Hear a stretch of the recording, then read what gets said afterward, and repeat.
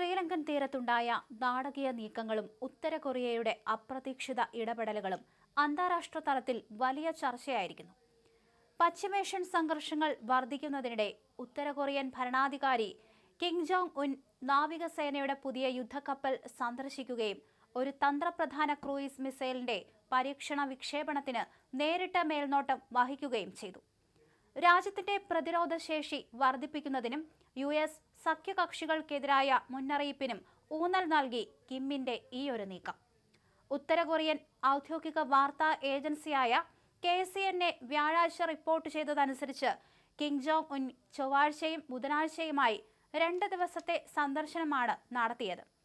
5000 ton ഭാരമുള്ള ചോഹ്യോൻ class ഡിസ്ട്രോയറുകളിൽ ആദ്യത്തേതായ ചോഹ്യോൺ എന്ന യുദ്ധക്കപ്പൽ അദ്ദേഹം നിരീക്ഷിച്ചു. തദ്ദേശീയമായി നിർമ്മിച്ച ഈ യുദ്ധക്കപ്പൽ രാജ്യത്തിന്റെ നാവിക പ്രതിരോധ രംഗത്തെ പ്രധാന ചുവടുവയ്പായി വിലയിരുത്തപ്പെടുന്നു. കപ്പലിൽ നിന്ന് വിക്ഷേപിച്ച തന്ത്രപ്രധാന ക്രൂയിസ് മിസൈലിന്റെ പരീക്ഷണ വിക്ഷേപണത്തിനും കിം ജോങ് ഉൻ നേരിട്ട് മേൽനോട്ടം വഹിച്ചു.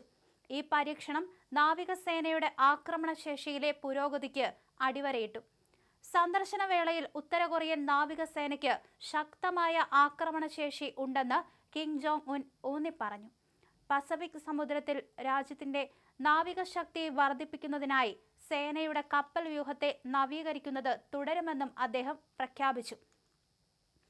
മേഖലയിൽ സ്വാധീനം വർദ്ധിപ്പിക്കാനുള്ള ഉത്തര കൊറിയയുടെ താൽപര്യത്തെ ഇത് വ്യക്തമാക്കുന്നുണ്ട്. അമേരിക്കൻ ഐക്യനാടുകളും അതിന്റെ സഖ്യകക്ഷികളും തുടർച്ചയായി പ്രകോപനം സൃഷ്ടിക്കുകയാണെന്ന് കിം ജോങ് ഉൻ കുറ്റപ്പെടുത്തി. കൊറിയൻ പെനിൻസുലയിലെ നിലവിലുള്ള ഭൗമരാഷ്ട്രീയ പിരിമുറുക്കങ്ങളിലേക്ക് ഈ പ്രസ്താവന വിരൽ ചൂണ്ടി. കൂടാതെ നാവികസേനയുടെ ആണവായുധ വികസനത്തിലെ പുരോഗതിയിലെ താൻ വളരെ സംതൃപ്തനാണെന്നും അദ്ദേഹം വെളിപ്പെടുത്തി. നാവികസേനയുടെ ആണവശേഷി വികസിപ്പിക്കുന്നതിനുള്ള ഉത്തര കൊറിയയുടെ ദീർഘകാല പദ്ധതികളിലെ പുരോഗതിയെ ഇത് എടുത്തു കാണിക്കുന്നു. രാജ്യത്തിന്റെ പ്രതിരോധ ശേഷി ശക്തിപ്പെടുത്തുന്നതിനുള്ള ദീർഘകാല തന്ത്രങ്ങളെക്കുറിച്ചും കിം ജോങ് ഉൻ സംസാരിച്ചു. പുതിയ 5 വർഷ പദ്ധതി കാലയളവിൽ എല്ലാ വർഷവും 2 ഉപരിതല യുദ്ധക്കപ്പലുകൾ നിർമ്മിക്കുമെന്ന 9ാം കോൺഗ്രസിൽ തീരുമാനിച്ച പുതിയ ദേശീയ തന്ത്രത്തെ അദ്ദേഹം പരാമർശിച്ചു. ഇത് നാവികസേനയുടെ വികസനത്തിനായുള്ള ഉത്തര കൊറിയയുടെ സമഗ്രമായ പദ്ധതികളെ സൂചിപ്പിക്കുന്നുണ്ട്. നിലവിൽ കപ്പൽശാലയിൽ നിർമ്മാണം ആസൂത്രണം ചെയ്തിട്ടുള്ള ചോഹ്യോൺ ക്ലാസിലുള്ള 3ാമത്തെ യുദ്ധക്കപ്പലിന്റെ പുരോഗതിയെക്കുറിച്ചും കിം വിശദമായി ചർച്ച ചെയ്തു. ചോഹ്യോൺ ക്ലാസ് ഡിസ്ട്രോയറുകളുടെ 2ാമത്തെ യുദ്ധക്കപ്പലിന് മുൻപ് ഒരു തിരിച്ചടി നേരിട്ടിരുന്നു. 2025 മെയ് മാസത്തിൽ നടന്ന ഈ കപ്പലിന്റെ വിക്ഷേപണം പരാജയപ്പെടുകയും ഇതിനെ തുടർന്ന് ഉത്തരവാദിത്തപ്പെട്ട ഉദ്യോഗസ്ഥരെ കസ്റ്റഡിയിലെടുക്കുകയും ചെയ്തിരുന്നു.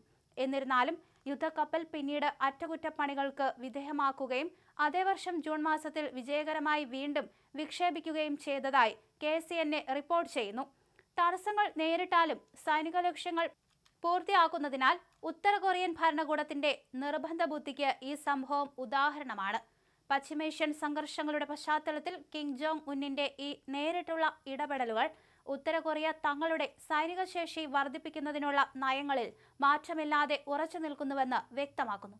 ഇത് അന്താരാഷ്ട്ര സമൂഹത്തിന് കടുത്ത വെല്ലുവിളിയായി മാറുമെന്നും മേഖലയിലെ സ്ഥിതിഗതികളെ സങ്കീർണമാക്കുമെന്നും വിദഗ്ധർ വിലയിരുത്തുന്നുണ്ട്.